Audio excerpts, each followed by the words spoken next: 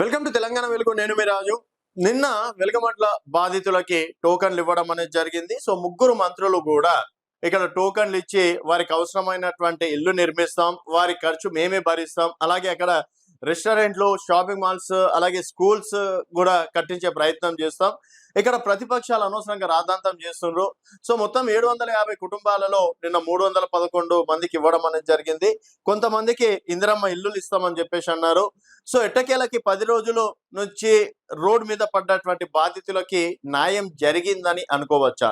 So ఇక్కడ న్యాయం జరిగితే ఈ క్రెడిట్ ఎవరికి ఇవ్వాలి?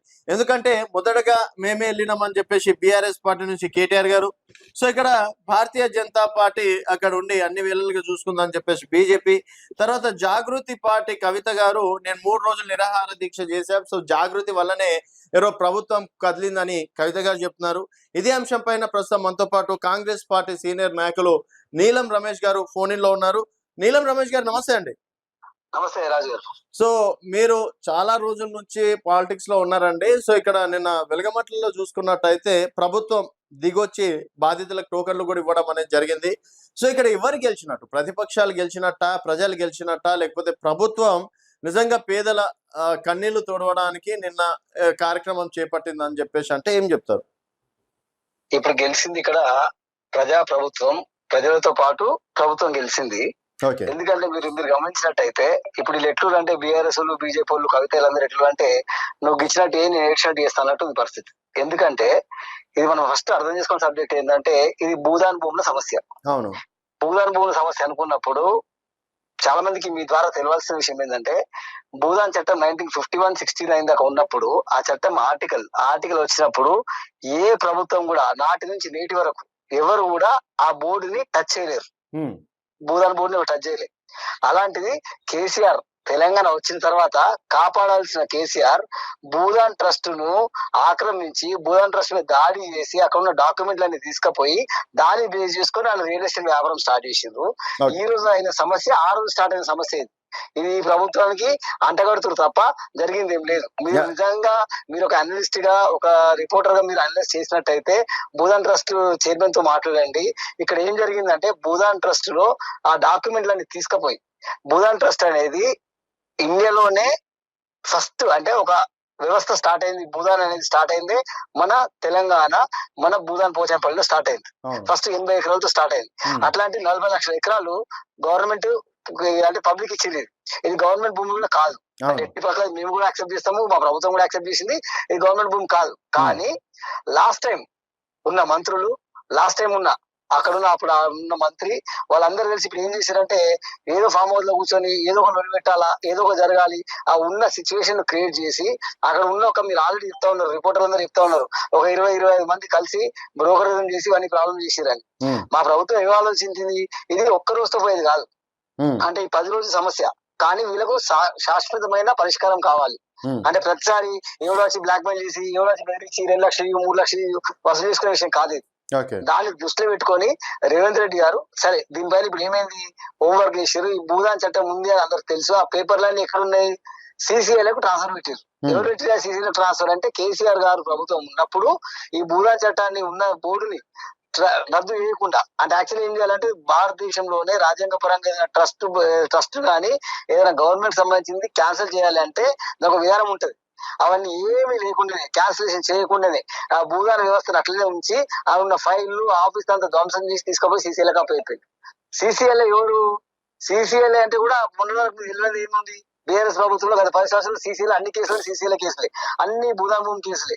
అవన్నీ దాంట్లో ఉన్న భాగంగానే ఇది ఇట్లా జరిగింది తప్ప ఇంకొకటి. సో మరి భూదాన్ భూముల జోలికి ప్రభుత్వం ఎటువంటి చర్యలు చేపట్టకుండా, నోటీసులు ఇవ్వకుండా ఎందుకు కూల్చేయడం అనేది జరిగింది? మొదటి పాయింట్. ఎందుకంటే అక్కడ జనాలు బుక్స్ ఉన్నాయి, నీళ్లున్నాయి, మా సామాన్లు ఉన్నాయి అని చెప్పేసి చెప్తున్నా కూడా ఒక మహిళ చూసినా మనము ఒక 10 నిమిషాలు నేను కష్టపడి కట్టుకున్న ఇంట్లో ఉండొస్తానండి అని చెప్పేసి ఆ సెంటిమెంట్ మాటలు కావచ్చు. ఇప్పుడు అక్కడ కాదండి రమేష్ గారు ఒక్క నిమిషం. అదొకటి. అంటే మీరు ఇన్ఫర్మేషన్ ఇయ్యకుండా అది ప్రభుత్వ భూమి కాకుండా గూడా మీరక్కడ అంటే కూల్చడం అనేది మొదటి మిస్టేక్. సెకండ్ వన్ వచ్చేసి కొంతమంది పెయిడ్ ఆర్టిస్ట్‌లు వల్ల ఇదంతా జరుగుతుందని చెప్పేసి చెప్పడం, మంత్రి గారే చెప్పడం అనేది రెండో మిస్టేక్. అండ్ కేసీఆర్ గారి మీద చెప్తున్నారు. కేసీఆర్ గారు ఉన్నప్పుడు దాని జోలికెళ్లారు ఒప్పుకుంటాం. కాకపోతే ఎక్కడ గూడా ఏ ఇల్లు కూడా కూల్చలేదు. సో ఇవన్నీ అయితే అని చెప్పేసి మళ్ళీ దాన్ని వెనక్కి రావడం అనేది జరిగింది. సో మరి కేసీఆర్ కూడా ఆ సమయంలో సరే ఏ విధంగా చేశారనుకుందాం. మళ్ళీ వెనక్కి అయితే వచ్చారు కదా! ఇక్కడ ప్రభుత్వం కూల్చేయాల్సినటువంటి అవసరం ఏముండే? డబుల్ బెడ్‌రూమ్ ఇల్లులు కట్టిన తర్వాత అక్కడ ఇల్లులు కూల్చేసి తర్వాత మీరు చెప్పినట్టు ఇవన్నీ చేసేడుతుంటాయి కదా! నేను చెప్తా. ఇప్పుడు ఏంటంటే ఇలా మీరు చెప్పే పాటలు చెప్తాను చూడండి. ఓకే. ఇప్పుడు ఏమంటున్నారు అందులో పెయిడ్ ఆర్టిస్టులు అన్నది వాళ్ళని ఇంట్లో కాదు మేము అన్నది పెయిడ్ ఆర్టిస్ట్ అని. అక్కడ ఎవరైతే లొల్లి పెడతారో, ఎవరైతే బ్రోకర్లు ఉన్నారో, ఎవరైతే దీన్ని రియల్ ఎస్టేట్ వ్యాపారంగా చేస్తా ఉన్నారో, పాత ప్రభుత్వం ఎవరైతే లింకులు ఉన్నాయో వాళ్ళను మేము పెయిడ్ ఆర్టిస్ట్ అన్నాం. ఎందుకన్నాము అంటే ఇప్పుడు మీరు గమనించండి. సరే ఒకరో ఇద్దరికి నష్టం జరిగింది. డెఫినెట్లీ ప్రభుత్వం దానికి చలించింది, ప్రభుత్వం దానికి గుర్తించింది, ఆ నష్టపరిహారం కూడా ప్రభుత్వం డిసైడ్ చేసింది.